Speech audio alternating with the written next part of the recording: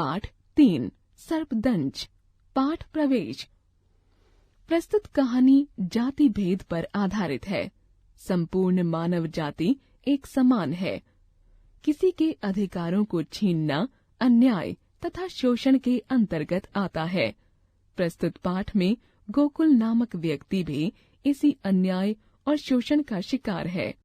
पाठ उद्देश्य: अपने अधिकारों के प्रति जागरूक करना, संगठित होने की प्रेरणा देना, समाज में व्याप्त भेदभाव से अवगत कराना, अत्याचारों का विरोध करने की प्रेरणा देना।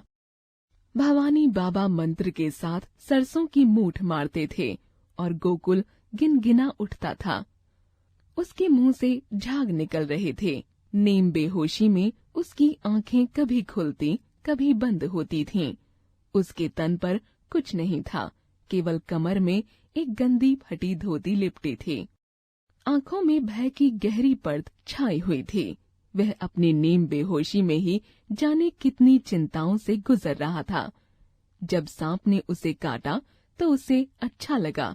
चलो, इस नारकीय जीवन का अंत हुआ, और सांप की दवा कराने या झड़वाने के लिए भागा नहीं, बल्कि खेत की मेड़ पर ही लेट गया। लेकिन न जाने कहां से गांव का एक आदमी पहुंच गया और मेड़ पर पड़े गोकुल को देखकर पूछा, कौन हो भाई, यहाँ क्यों सोए हो? उसके मुंह से निकल पड़ा, गोकुल, सांप। सांप? अरे गोकुल, तुझे सांप ने काटा है और तू यहाँ सोया है। उठ उठ, चल चल। और वह गोकुल को सहारा देकर गांव ले आया।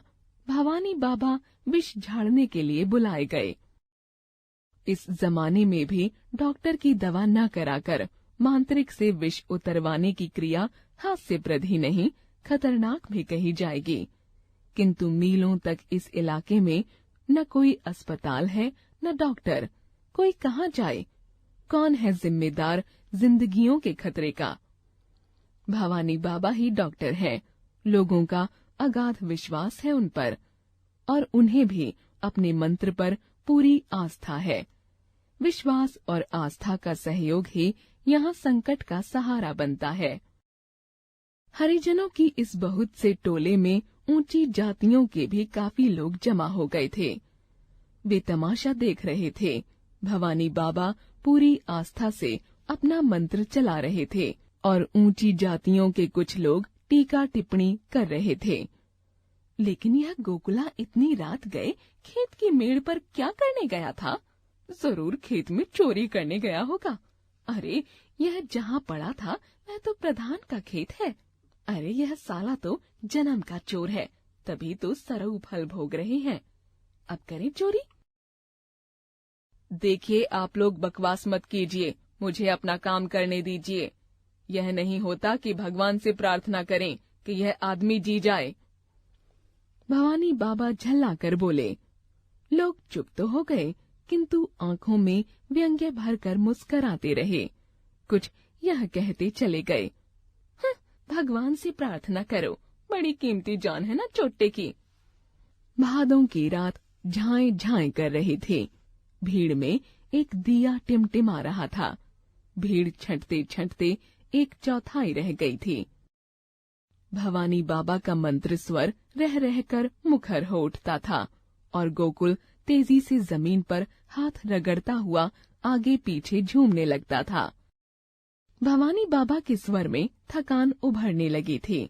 कई घंटे हो गए, गोकुल की स्थिति में सुधार नहीं हुआ।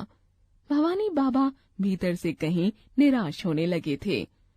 गोकुल की बीवी छाती पीटकर उसके पास रो रही थी। बच्चे भी चिल्ला रहे थे।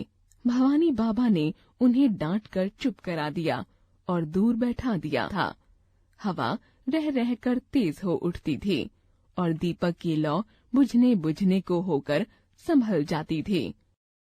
एकाएक गोकुल का 7 वर्षीय बेटा चिल्लाता हुआ आया और उससे लिपटकर चिल्ला पड़ा, पापाई, तुम्हें क्या हो गया है? बोलते क्यों नहीं? गोकुल ने बलपूर्वक आंखें झपझपाई। सिर झटका लगा, जैसे कुछ पहचानने की कोशिश कर रहा हो। उसमें एक अलग तरह की बेचैनी दिखाई पड़ने लगी, जैसे भीतर भीतर अपने से लड़ रहा हो। भवानी बाबा को लगा कि उनका मंत्र काम करने लगा है। उनकी जाती हुई आस्था लौट आई। वे फिर वेग से मंत्र मारने लगे और चमत्कार हो गया। गोकुल ठीक होने लगा। कुछ देर बाद वह स्थिर हो गया। पंख की तरह पलकें फड़फड़ाकर सामने अपने बेटे को देखा और चिल्ला पड़ा, बचवा! भवानी बाबा की जय! भीड़ चिल्ला पड़े। हे भगवान, तुमने मेरी लाज रख ले। बहुत जाबिल सांप से पाला पड़ा था। ले जाओ इसे, नहलाओ धुलाओ। सुबह हो रही थी। भीड़ छट गई थी। गोकुल की बीवी उससे लिपट कर रो रही थी। हे राम, मेरा क्या होता? गोकुल भी रो पड़ा। पूरा परिवार उसके भीतर हाहाकार कर उठा।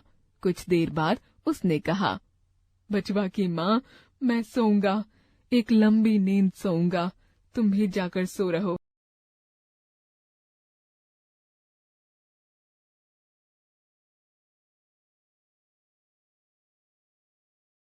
वह लेटा लेटा सोचने लगा, मैंने क्यों जिंदगी से छुटकारा पाना चाहा? मेरे पीछे मेरे परिवार का